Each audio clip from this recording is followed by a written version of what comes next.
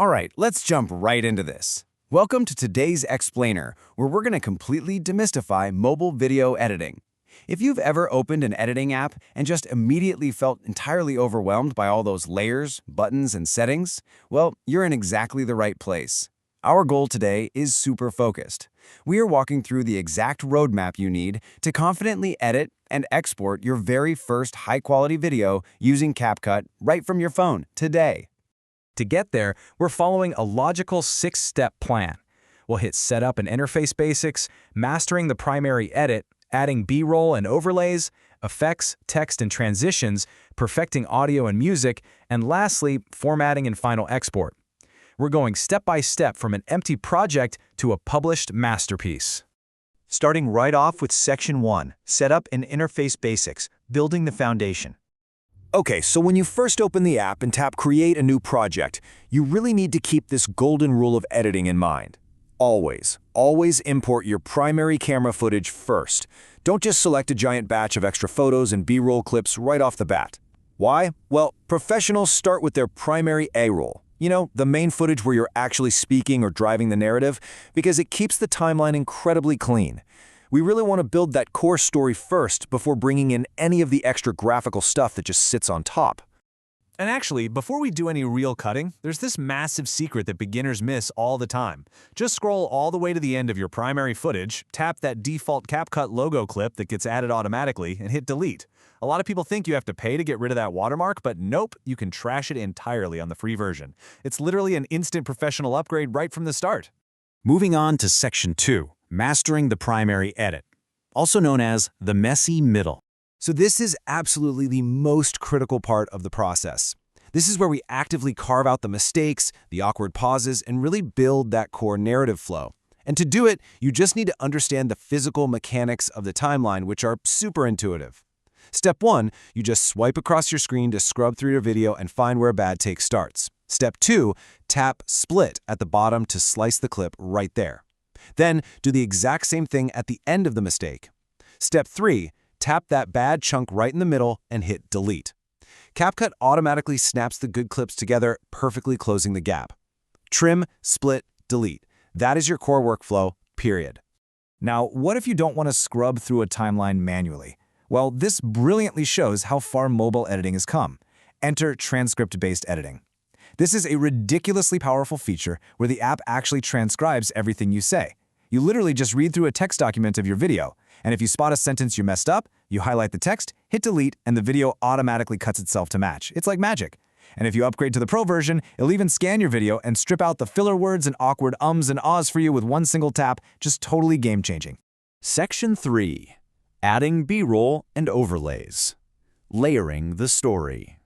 So now that your primary edit is completely clean, we can safely move into layering to keep the viewer visually hooked. Layering is pretty straightforward, but there is one little manual catch. Step 1, you tap Overlay, and Step 2, select your secondary footage. But here's the trick for Step 3. When that new clip drops in, it kind of just floats there as this smaller box over your main video. So you manually have to pinch to zoom right on the preview screen so that the new clip scales up and snaps to cover the main footage entirely. After that, Step 4 is just trimming the ends of the overlay clip so it pops up exactly when you want it to.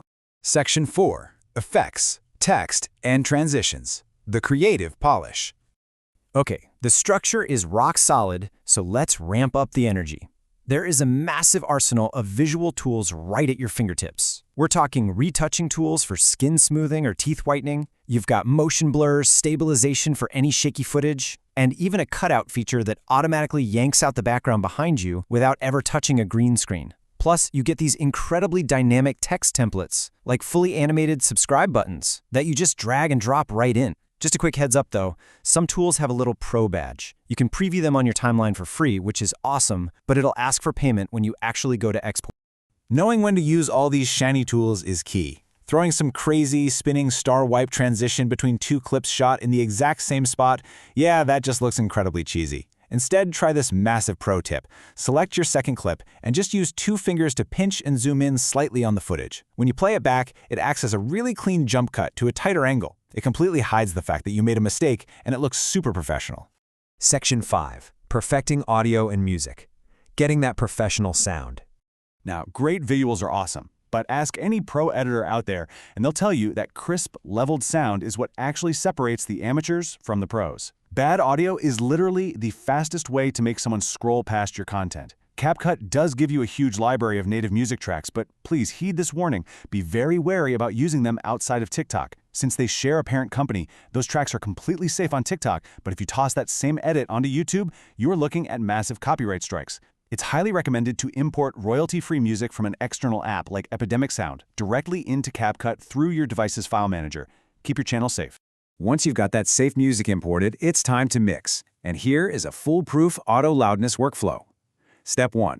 Listen to your primary speaking track and manually set the volume to whatever level feels comfortable to you. Step 2. Select that clip and tap Automatic Loudness Adjustment. This tool is brilliant. It automatically scans all your other speaking clips and levels them to perfectly match the first one. It saves you so much tedious manual work. Finally, Step 3. Drop in your background music and lower the volume down to around 30. You want the music complementing your voice, not fighting it. So now you've got a perfectly edited, beautifully mixed, widescreen video. But hold on a second. What if you actually need this edit for TikTok or an Instagram reel or a YouTube short? Which brings us to Section 6, Formatting and Final Export. Getting it ready for the world.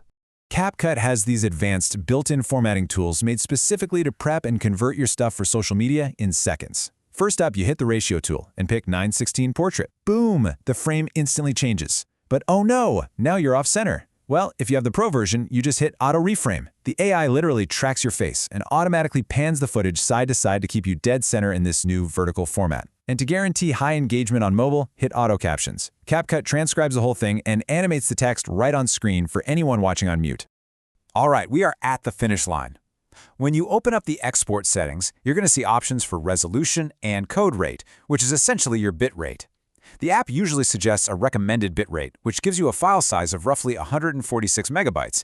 But check this out. If you bump that up to high for maximum visual quality, the file size only jumps to 183 megabytes. To put that in perspective, that difference is practically nothing for your phone's storage, but the quality upgrade is massive. Always push it to high, for sure. And there you go. You have officially navigated the interface, conquered the messy middle, layered your visuals, polished up the audio, and locked in the absolute perfect export settings. Mobile video editing really isn't just some watered-down version of desktop software anymore. It's quite literally a full-scale production studio sitting right in your pocket. The barrier to creating high-quality content is completely gone. So I leave you with this. Your toolkit is ready. What story are you going to tell the world today?